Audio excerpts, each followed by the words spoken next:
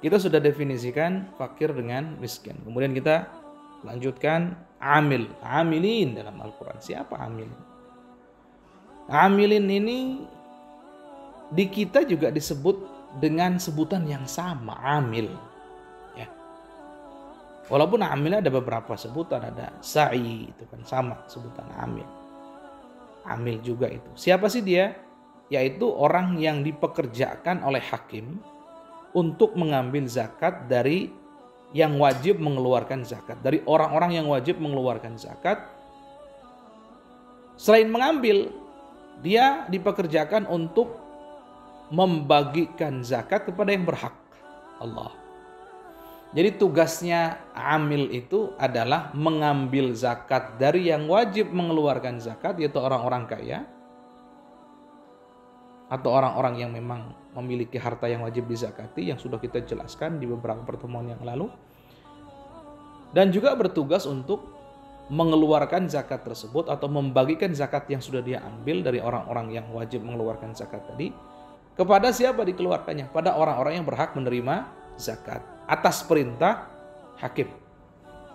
Baik, hakim dalam hal ini di negara kita siapa sih? Ya pemerintah kita dong. Presiden dalam hal ini. Atau kepanjangan tangan dari presiden. Jadi presiden di bawahnya. Nah, berarti kalau seperti itu syarat menjadi amil yang dianggap dalam syariat Islam, dalam mazhab kita mazhab Syafi'i adalah harus ditunjuk oleh pemerintah yang resmi. Berarti kalau seperti itu, contoh di suatu daerah ada inisiatif dari masyarakatnya untuk menunjuk sebagian orang menjadi panitia pengumpul dan pengumpul zakat. Panitia zakat, dia biasa mengumpulkan zakat dan mengeluarkan zakat. Tapi ini atas inisiatif sendiri, bukan atas perintah atau petunjuk atau dikukuhkan oleh pemerintah yang sah. Maka mereka amil secara tugas, tapi dia tidak resmi. Jadi hanya seperti gambar saja amil, tapi tidak menjadi amil yang sesungguhnya. Yang kaitannya tentu tidak berhak menerima zakat. Ini tolong catatan ini. Jadi bukan, hati-hati. Jadi bukan tidak boleh satu masyarakat contohnya menunjuk atau membentuk kepanitiaan zakat yang tugasnya adalah mengumpulkan dan menyalurkan zakat. Bukan tidak boleh itu, silahkan bentuk. Karena itu akan meringankan masyarakat. Tapi ingat, wahai panitia, Anda bukan amil yang dimaksud dalam fikih. Sehingga Anda tidak berhak menuntut atau meminta zakat sama sekali. Awas, hati-hati. Karena Anda bukan orang yang ditunjuk oleh pemerintah yang resmi untuk mengambil dan menyalurkan zakat. Harus ada ketentuan, harus ada perintah, harus ada penunjukan dari pemerintah yang sah. Baru disebut amil. Ini nomor 1 syaratnya. Ya, jadi jangan disalahpahami, wah ini berarti nggak boleh dong kita membentuk kepanitiaan memudahkan masyarakat menyalurkan zakatnya. Enggak, silahkan Anda bentuk, itu bagus, sosialnya luar biasa, memudahkan urusan kaum muslimin, ada pahalanya. Cuman Anda, wahai panitia, bukan amil, sekali lagi, yang masuk dalam kategori amil dalam syariat. Enggak, artinya tidak berhak menerima zakat. Ya sudah, kalau gitu lillahi ta'ala, ambil, kumpulkan, bagikan lillahi ta'ala, selesai. Karena negara kita tidak mewajibkan semua zakat dikembalikan ke negara. Kemudian mereka yang menyalurkan, tidak.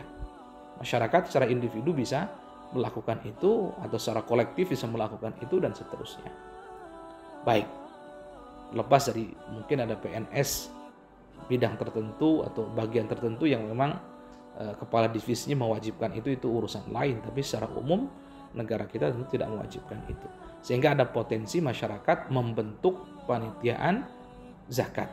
Tapi kalau tidak, sekali lagi, ditunjuk pemerintah, maka tidak berhak menerima zakat.